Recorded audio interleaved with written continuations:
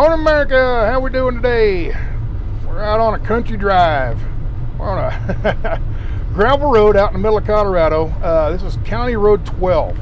All right, and here in a second I'll tell you where it's at. But I'm driving along and you can see this big valley off to my right there, and there's mountains off in the distance to the south because I'm heading east here.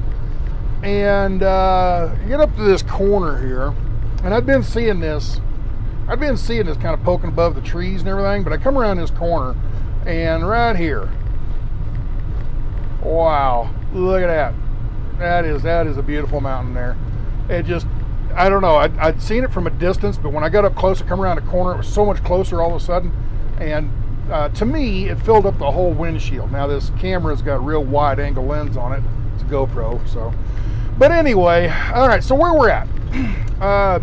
If you look on a Colorado map, find Crested Butte. Crested Butte, yeah, the ski town, the ski lodge area.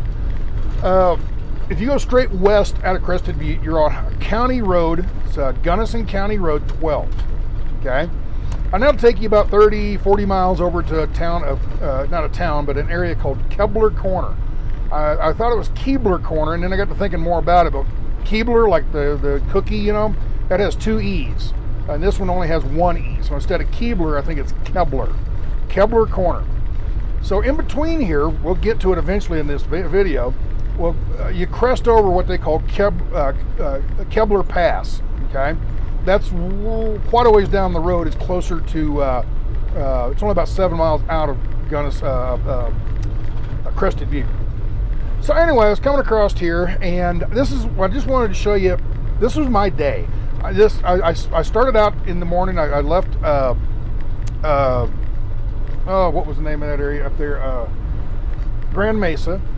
I left Grand Mesa and I went came south and got on Highway 133 and came through Hotchkiss, Colorado, and took 133 kind of northeast out of Hotchkiss, and eventually come up to this intersection here where there's Kepler Corner, and it was paved for a couple miles, and then it turned into a this gravel road like this, and 90% of this road is gravel road. Now later in the video you'll see some paved road, but there's not much of that. It's mostly this gravel, what you're seeing here.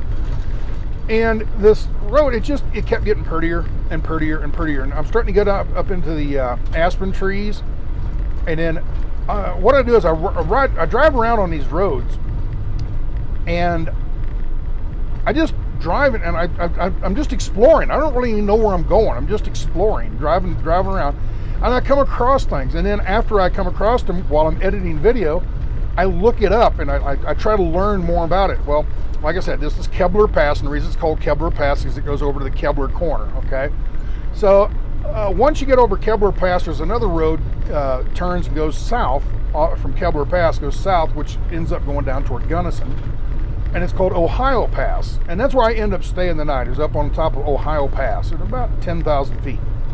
And what I'm doing here, I'm trying to find cooler weather. Down there in Hotchkiss, it was like 98 degrees. A few days earlier, I've been in Grand Junction, it was 103. I'm trying to stay away from these high temperatures. So what you do is you go up in elevation to get away from the temperature. And I like to be up around the 10,000 feet area. So anyway, I thought I'd just show you this video. There's quite a bit of this video is what you're seeing right here, and I have the radio on later on, and I'm not even going to talk through most of that. And some of you people won't like this video because it's just this driving with some music in the background, and it's a long video. It's a 30-some minute video, roughly, probably. So if you don't like this kind of stuff, skip forward to about the 17-minute mark. When you get to the 17-minute mark, something kind of exciting is happening from there on out, okay? So anyway, another thing is, after I drove through here, I didn't even know I was coming up on this, and you'll see it later in the video, around the 10-minute mark. I'm coming into this aspen forest, and it's one of the biggest, best, prettiest aspen forests in the country. And it's renowned for the fall colors, you know, when aspen trees turn yellow and gold, or yellow and orange and stuff. And it's just, it's beautiful up here. I looked later on, I looked up on the internet and saw some pictures. And the other thing is, these aspen trees are tall. They're very, very tall. most aspen trees are about half this height. And you'll see later in the video, you're coming into a real thick area where these trees are very tall, very thick. So there's not a lot of brush underneath. So there's not a lot of undergrowth and all that. And it's a different kind of aspen tree than I've normally seen. It's a slightly different variety. It's a very tall tree. So yeah, anyway, with that, that's it. But I saw a few cars across here. It's a shortcut. In the winter, this road's completely closed. They don't bother grading it or plowing the snow off of it or anything. So during the summer is the only time you really come across here. And it's like I said, it's about 30 miles across here. It took me about 2 hours. And this is what I did for the day. I really enjoyed my day driving slowly through the forest, listening to some really good music, and that is coming up now.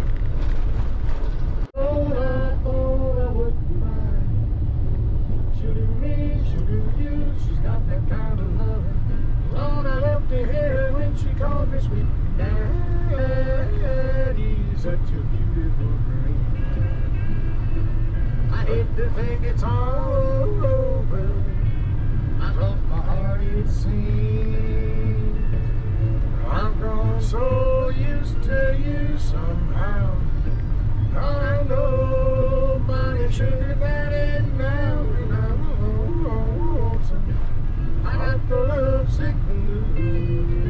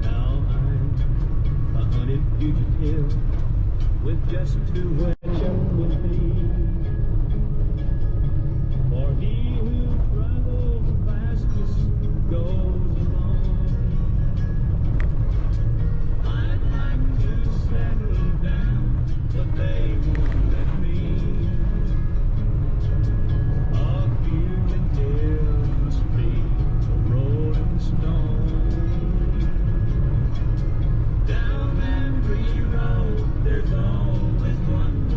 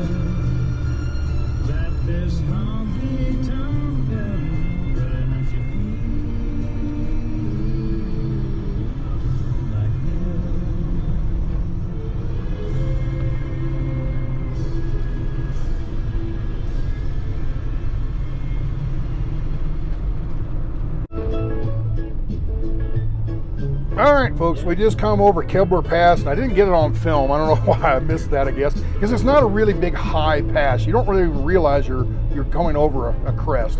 But I come down this road a little ways, just about a half a mile, and I see this gravel road.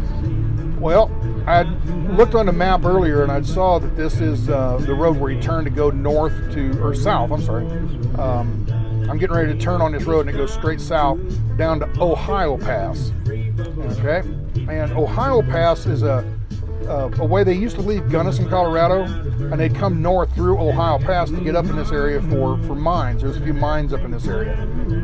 So anyway, I drive just a few miles up the road up here, and I come across something. And for those of you that haven't, for those people that skip forward, which they haven't even got to the 17-minute mark yet, but we're getting ready to see something. And but anyway, I get up to Ohio Pass there, and I see something. I turn around, and I came back just about a half mile, and I parked right on the very top of the pass, off a little camp spot off to the side, and it's just beautiful up there. Ended up seeing a couple deer and a couple mooses, a cow and her calf, and this is getting up closer to where I camped. We'll see it here in a second. But it's just beautiful up here. Just absolutely beautiful. And sitting here just driving through this, I don't know, just very relaxing. And listening to some really good music, what I consider good music. I love Merle, And anyway, just coming through here and loving it.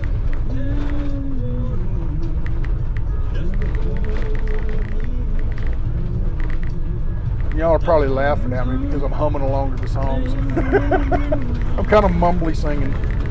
So.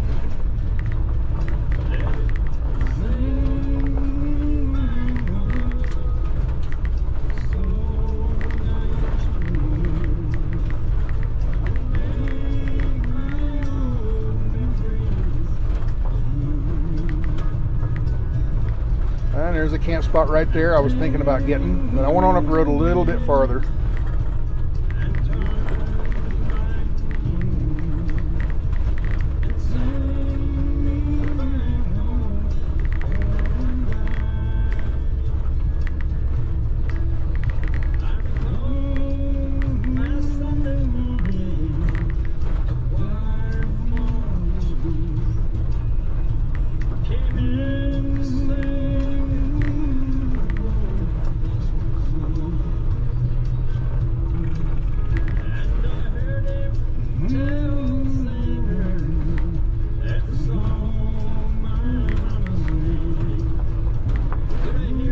You can see a clearing coming up here on the right hand side of the road, and I end up camping right here by this clearing on the far end of this clearing.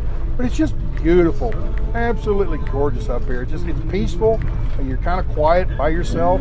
The previous video, I was down there at Grand Mesa, and just tons and tons of people and motorcycles and machinery, and it was noisy. I come up here, I want to get away from that kind of stuff, and just come up here and be quiet and enjoy it.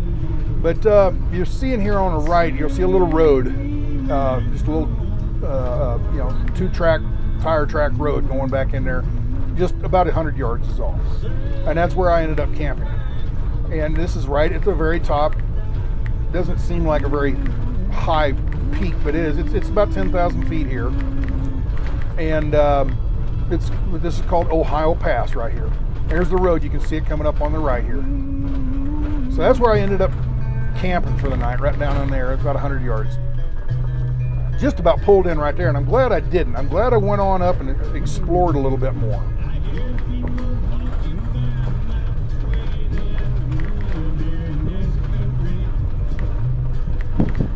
When you get up here, there's a cattle guard. I go across this cattle guard, and at the cattle guard, that is the height. That's the highest point here on the Ohio Pass.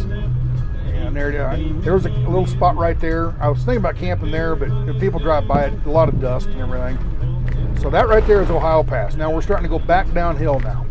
Not by much, but a little bit. So we get around these trees, and there's a surprise.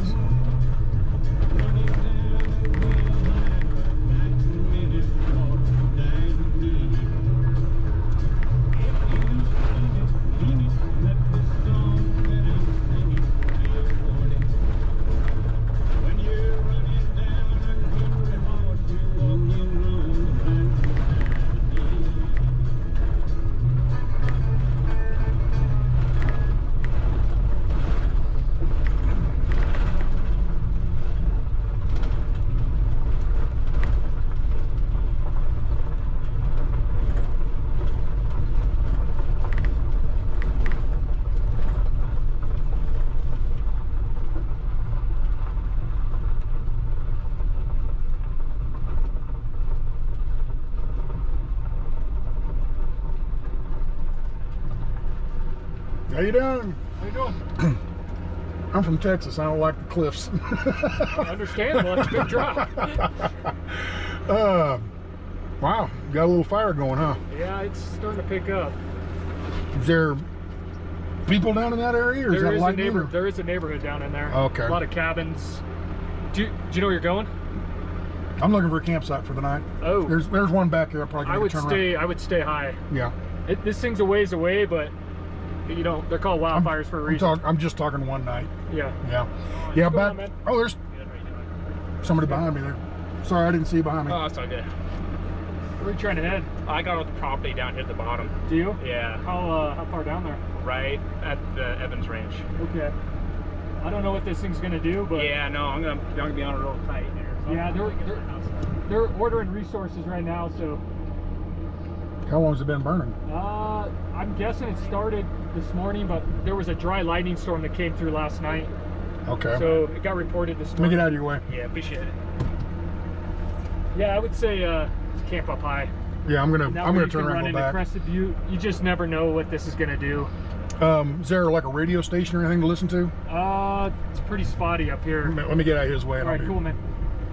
If you want to pull up past us and let him by, okay. There's a turnaround about a quarter mile, half mile down. Okay, good. You'll see it cut into the mountain.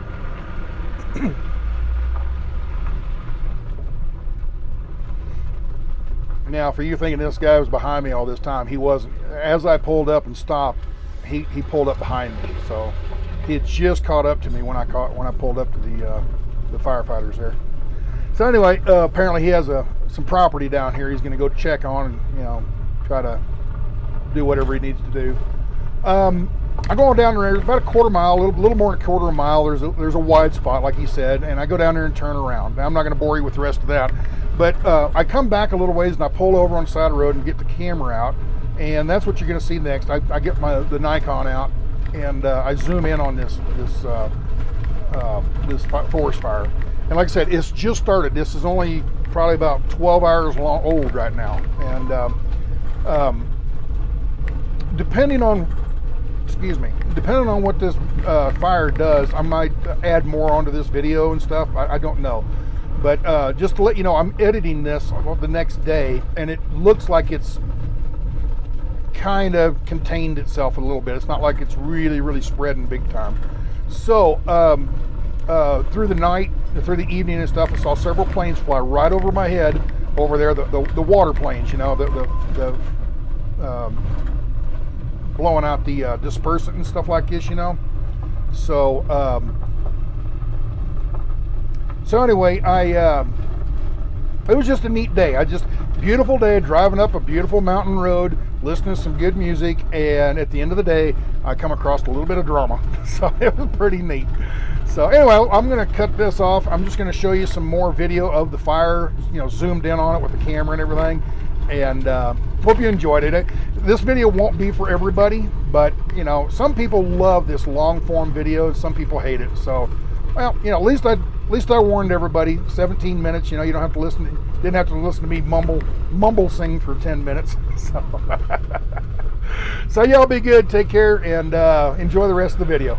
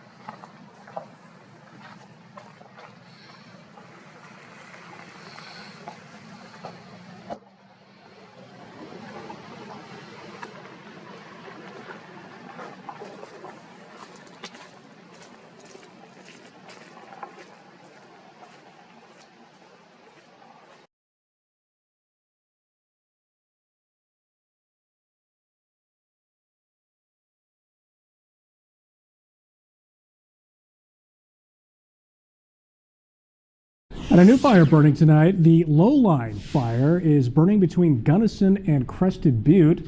The Lowline fire was reported this morning. It's at about 20 acres in size. Officials say no structures are threatened, but the Gunnison Regional 911 Center has called for the mandatory evacuation for people in the Mill Creek Drainage West. Lightning is believed to be the cause of this fire.